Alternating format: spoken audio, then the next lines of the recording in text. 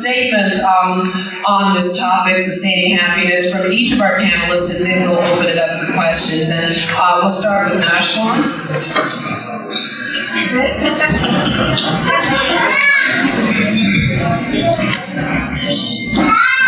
Happiness to me, very simply, is a state of mind, an attitude, and the right attitude can really help sustain happiness. That's pretty much a statement. Prepared statement.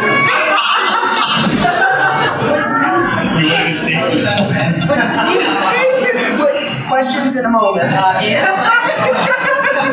was good. Well, I suppose the surest way of doing it is if Baba tells you, be happy, and you think you should obey, you do it. That's it.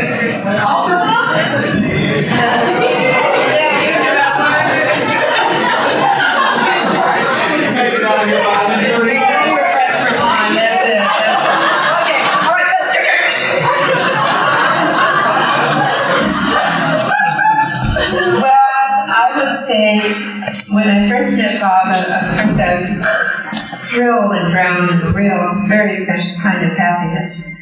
And then, because I have a human mind full of spirits, the mind dipped down and I was kind of gloomy and upset in front of Baba, and I felt very odd about that. And Baba would look at me and say, how do you feel? You know, and you're in front of mirror and other people, and you just didn't want to say, you know, what was happening to you.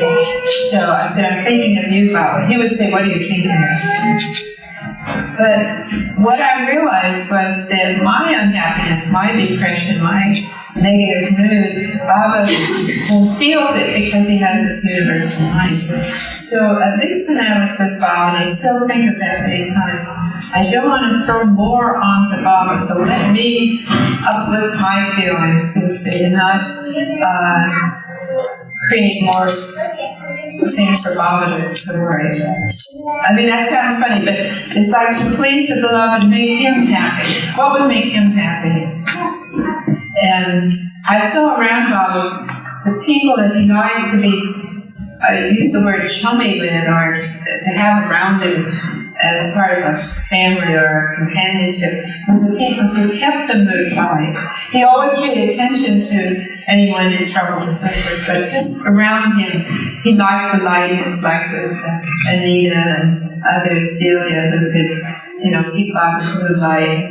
That helped me a lot to think, well, I don't want to be the moonless here, you know, and drag Baba in. So that's helped me a little bit. I hope to please Baba by keeping my mood up. Thank you, Phyllis. Now we'll take questions from the audience. Gertine? If you are in a state that's non-happy, what kind of mechanisms or remembrances or things do you do to put yourself in a state of happiness?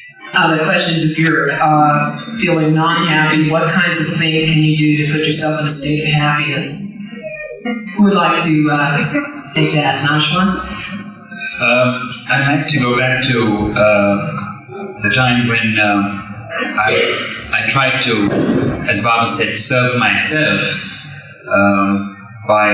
I once wrote to Baba asking him whether I could keep silence for long periods, whether I could fast, and Baba wrote back saying, don't serve yourself by doing so.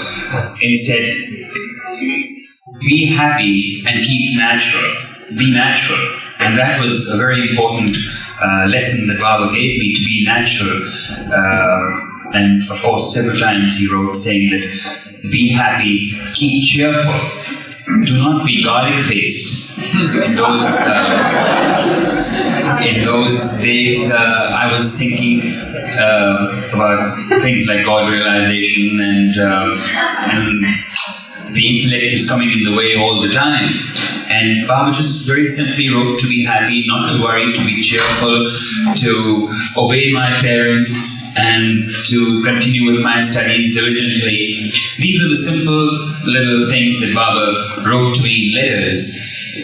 And now when situations arise where I'm not happy, all I do is repeat Baba's name very, very vigorously, and then even if that doesn't sometimes work, I just go across to where his sandals and his picture is, and I just explain the problem to him, talk loudly and just talk to him, and explain to him the situation that I'm faced with, and then I feel that he's like a chiropractor who relieves you of pain on your shoulders. It just falls off, and you're on your way to doing the next thing, which will immediately make you happy. It's something that practically I do myself.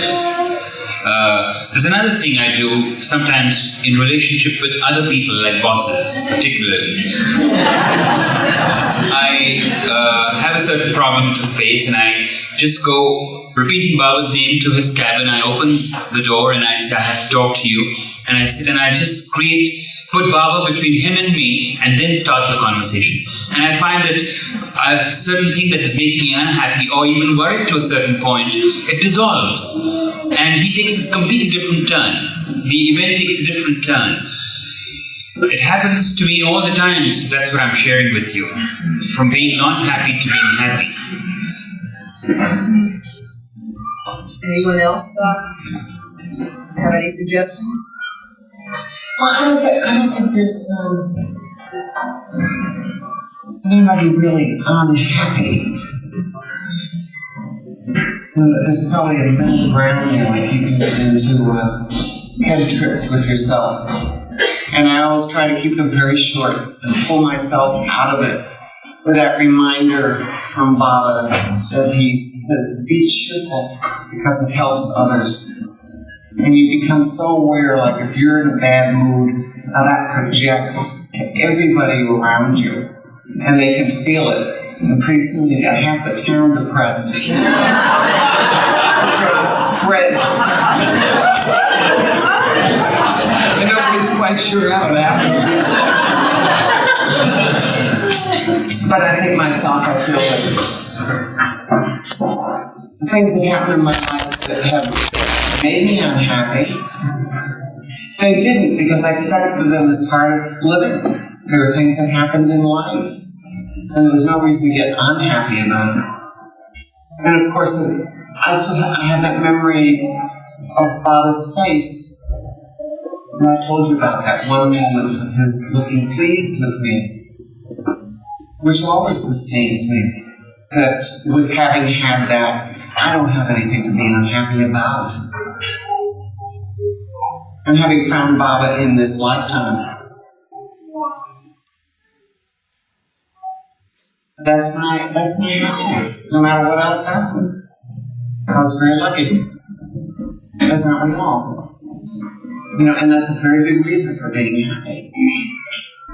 I think a lot of what we call unhappiness is just we got thwarted in desires, and it's not really reasons for being unhappy.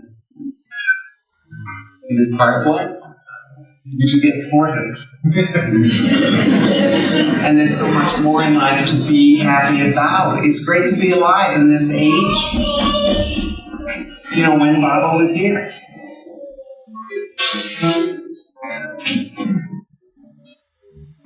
Thank you. Phyllis, you had mentioned in your opening statement that you try to keep your mood up for Baba. Can you tell us a little how you do that? Well, in 1956, we were at the Meher Center, and we were following Baba along the path, and suddenly he stopped. We almost knocked him down, following so fast. And he turned around and he said, I want you to look into my eyes for 1 minute. And so everything fell still. In fact, the whole center was total quiet. And we looked into Baba's eyes for that 1 minute. And it was just like a minute of eternity. And I had such an experience with Baba then. And I remember his eyes, and that's what I kind of concentrated on. When things get really bad, I keep thinking I'm looking to Baba's eyes. That's like keeping a focus. And you can do it too by looking at some of the wonderful photos of Baba where his eyes are looking directly into you. I go up to some of my photos like that and look deep into Baba's eyes, because that's your connection to the God within him and within you, and it kind of straightens things out a little bit. Thank you. Do we have more questions? Yes. If Baba had a roommate that was 22 and behaved like 17 and didn't clean the house, what would Baba do? I need you to repeat the question for the video. I know you all. Yeah. Oh my God, where's my former roommate? If Baba had say a messy roommate around 22, what would Baba do? Who behaved as Who behaved as a 17-year-old? Was messy and behaved as a 17-year-old. What would Baba do? What would Baba do? Come out, clean the house instead, or trade him in? So, would anyone like to sort of speculate as to what Baba might do? Well, I can give you an instance. I won't name the person because a lot of you know this Baba lover. He's from India, died recently, but I know that one day Baba walked into his house unannounced. This was in Dehradun, and was in an utter state of shock to see bedrolls, dirty, this, that. He had one of the Mandali come in, pick the bedrolls and throw them on the street. Just pick up everything and throw them on the street.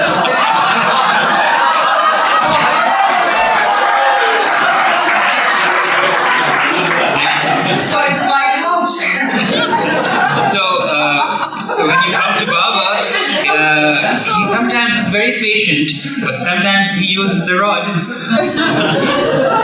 And when you and this particular person had surrendered totally and completely to Baba and had dedicated his life and money and everything to Baba. But these little lessons of cleanliness, Baba was very, very emphatic about cleanliness. And that's why you see the present monthly, everything so spick and span, so clean. As they say, godliness is next to, or rather cleanliness is next to godliness. Baba showed that in a tangible way. And this is one story that I remember. And when Baba came to somebody's house, I mean, he used to come to our house all the time, and I could see my mother looking for specks of dust, searching for them, so that she could have a clean house when Baba walked in. So that's important. Very important to be clean, to welcome the beloved every time that he decides to walk into your house. Does anyone else here respond to that question? All right.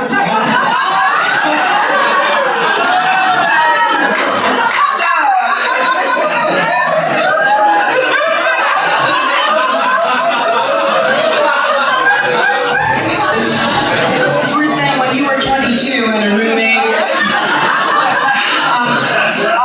Do we have more questions from the audience?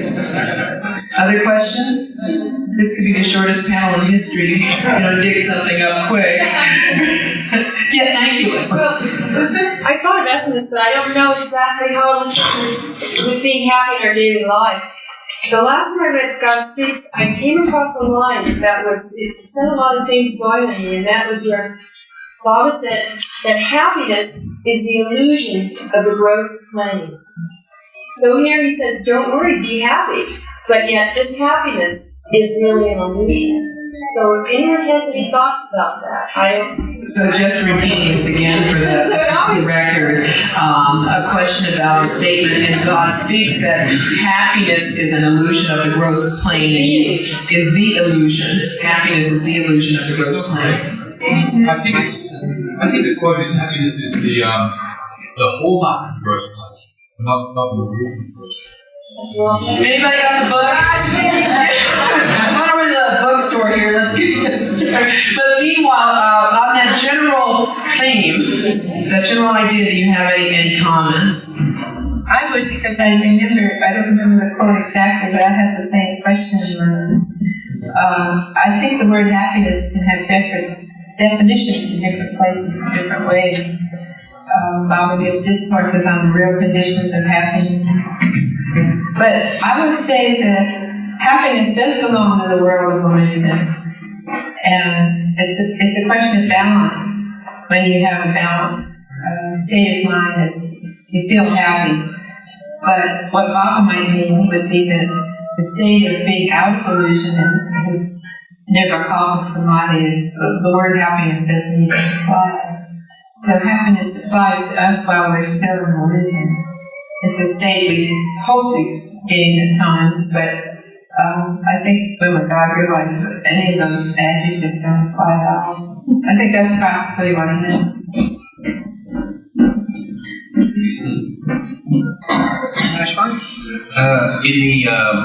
In the ancient one, the book that I did with Eric, in that there is a chapter called The Perfect Person. You might like to refer to that chapter in which the question of happiness is discussed. And of course the question was that how do you, if you had to describe Baba, how do you describe him? And he had said the perfect person. But he goes to elaborate on that, and I seem to remember at one point that Baba, nothing moved Baba, whatever the events were, and so there were certain points where Eric thought that there would be an avalanche, and they would all be, everything would be upset, and he was very nervous and afraid about it, and very unhappy about it. But nothing moved Baba, and this was a lesson that he learned.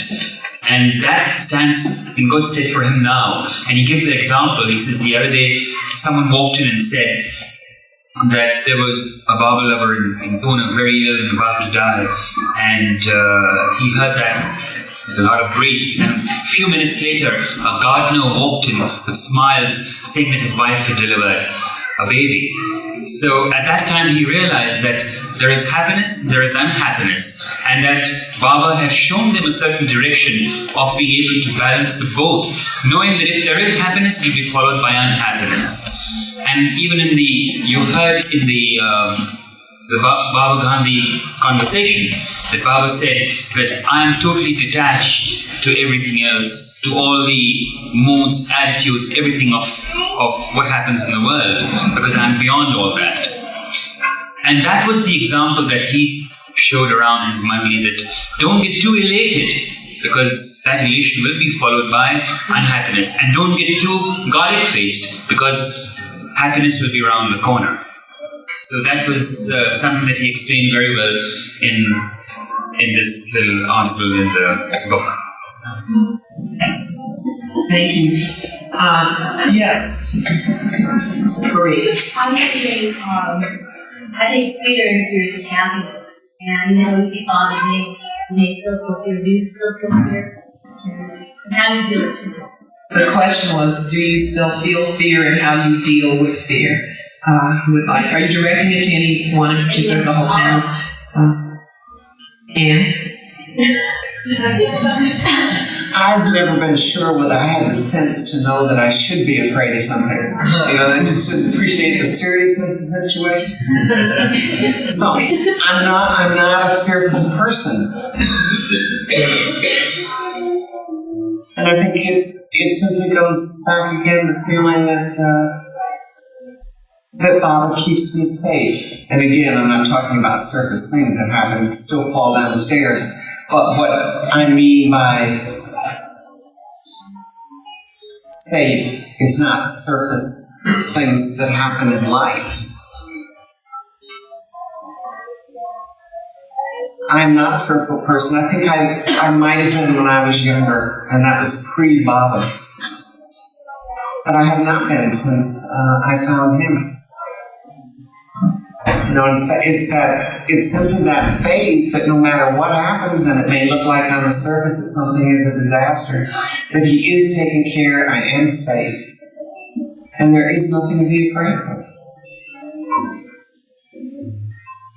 Thank you, Anne. Would anyone else like to respond to that question? I'll tell you what Baba said to me. This was again in 52, and I was getting all these very interesting dreams and visions at night.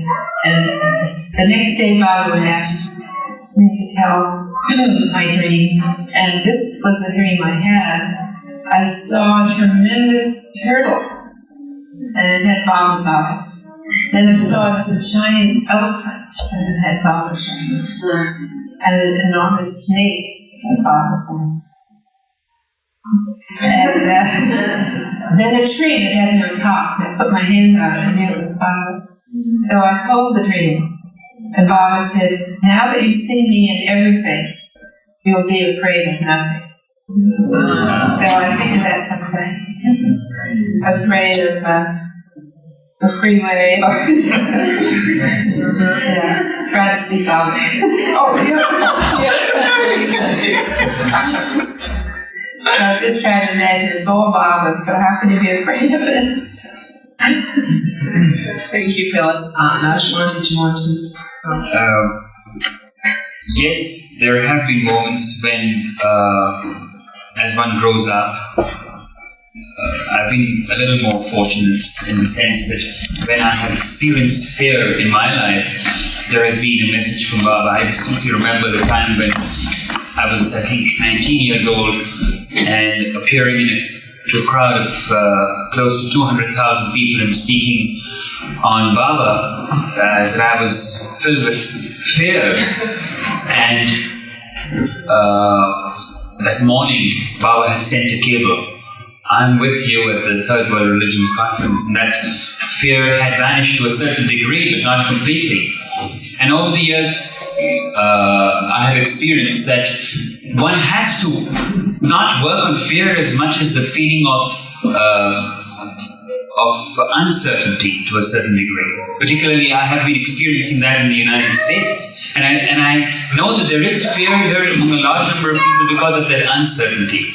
But the difference being that you give your uncertainties and your fears and everything to Baba, and he takes you through cocooned, practically. I was talking to John yesterday, that he takes you cocooned completely, like as if you're enveloped with some kind of a silken thread around you, and he takes you through without you really knowing.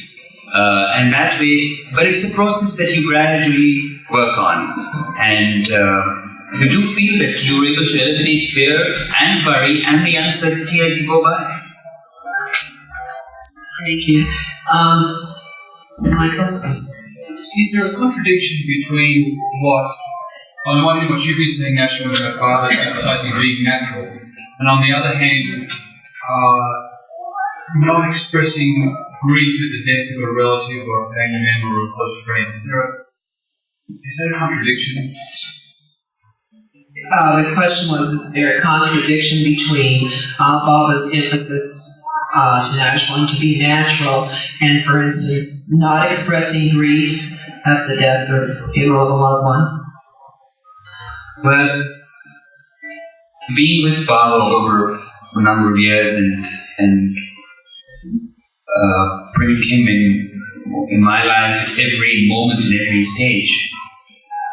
While does one feel, being human at the same time, one does feel grief on occasions like that. But at least I experienced this, and I'm saying this very honestly, that I do feel a certain degree of detachment. I did not feel that kind of detachment. But like today, my father and mother are alive.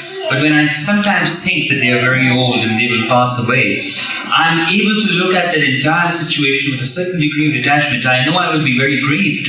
I know that. But I would know that they would be with Baba. And this has not been an easy stage to come to. But I feel deep in my heart, and I'm saying this very honestly, that I have created that feeling of detachment, that they're in Baba's hands and whatever, they're thousands of miles away in India, and I'm concerned about them, but I'm not worried about them. And that, I think, answers your second part of the question, that I'm trying to lead as natural as possible life, but being in the world, with a family, with jobs, this, that, and the other, one has got to be concerned. Particularly if you have a deep sense of responsibility, work ethic, and things like that, or the kind of upbringing you've had, you have to be concerned about these factors, but not worried.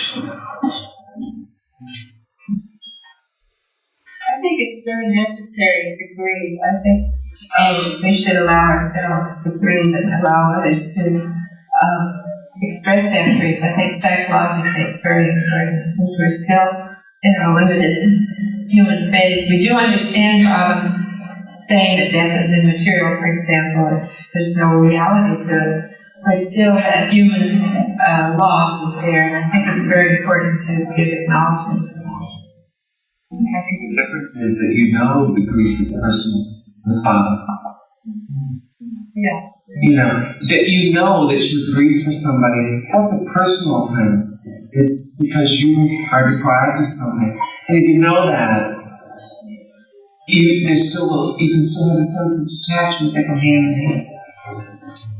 I'd like to add to this. Perhaps the only time that Baba directly corrected me in a mistake I made in the glow was when Ramju Abdullah died. An obituary was sent to me, a kind of obituary, and the last sentence said, Ramju has come to me. And below that, I added my own words, may he rest in peace. And I got a letter from Baba. I had just started the glow at that time. And the letter was full of praise for the glow and how wonderful it was, and how Baba was pleased and that he had signed it, and he was sending a copy back to me and all that. And at the end there was a PS, which said that when Baba says that someone comes to him, you do not say rest in peace at the end of it, because he's already in peace in Baba. Now this was something that I had to learn. I mean, the way I learn everything even today. I learned copyrights from Filis.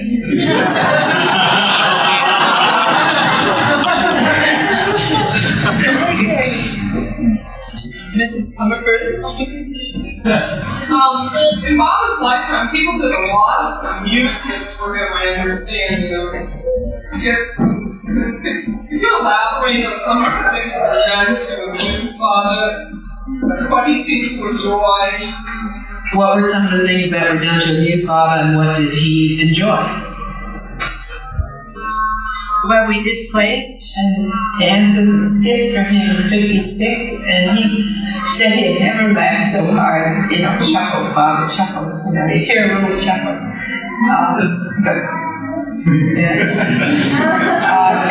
So he enjoyed our fun, the skits that we did. 56, 58 was a little different. They didn't have that kind of program for him, but he enjoyed our very amateur efforts, which he has, I understand, always with the Monthly, doing those skits in Monthly. He enjoys our amateur theatrics. We have a sense of humor. They would hate to see that get lost in the shuffle, the remembrance of that humor. And how much she loved humor. And I think in '58 was Mickey Florsheim, Marion Florsheim's husband. Because I've heard these stories, Baba would frequently ask him, tell me a joke, Mickey. Mickey would get up and he had memorized a whole bunch of new jokes just with Baba. Entertain him. And of course the twins, Baba's twin nephews, were so good at that sort of thing, and no wonder Baba loved them so much. They could make him laugh. Baba's into phone universe as a joke. Sometimes a sad joke, and then it's a joke. How old is that? 52. No, think about that. I see Baba smiling and sad at the same moment. I think I describe his face. Saying it's a joke, but it's a sad joke. After a day of time, The funny thing about various darshan programs and Sahavas programs was that people gathered around Baba. Sometimes Baba would say something, and other times it was complete silence, or somebody would be reading out a report, or something would be happening. And then a man would stand up and say, "Baba, may I sing?" And he would, you would get the impression that he's singing for the first time in his life. I mean, everybody would be in splits of laughter, and Baba would be laughing. The man just wanted to sing to Baba. Whatever he was croaking, or he was, and then Baba would say, so pleased and so happy, he would embrace him. I mean, everybody knew that and one particular person was Dr. C.D. Deshmukh, who always wanted to sing to Baba all the time. When he didn't have a voice, there was no rhyme or rhythm, but they just wanted to express their love. And it didn't matter, who cares whether it's in tune or not, it's just an expression of their love, and they want to do it in song. Even I sang to Baba a ghazal, and in Urdu, when Urdu is not really my language, and Baba asked Shatrughan Kumar, he was sitting there, "What do you think of his Urdu?" And Shatrughan Kumar said that it's anglicized Urdu, Baba. So around him there was fun and humor and merrymaking. And never permitted anybody to be Codec-faced. He would throw them out of the room. He would not tolerate, and that's a very poignant story about Daulat Singh, if you remember, that he started to cry on the beginning of the new life, and that was one of the conditions of the new life, not to be sad or depressed. And despite the fact that he begged of Baba that it would never happen again, Daulat Singh was asked to leave the new life. But he said, "You are in the new life." That's one story that I can show you. If you read it, you'll have tears in your eyes. That man traveled around the country begging. He was a very senior doctor. He was a professional doctor. His family turned him out of the house. Then the society turned him out of the city, the town that he was in, and he begged all over. And after many, many years, he came back, seeking as to where Baba was, and he was sitting at the side of the road, and Baba spotted him from a distance and saw him and sent Irish to call him. And he said, "You are still in the new life?" And Irish records that Baba started to cry.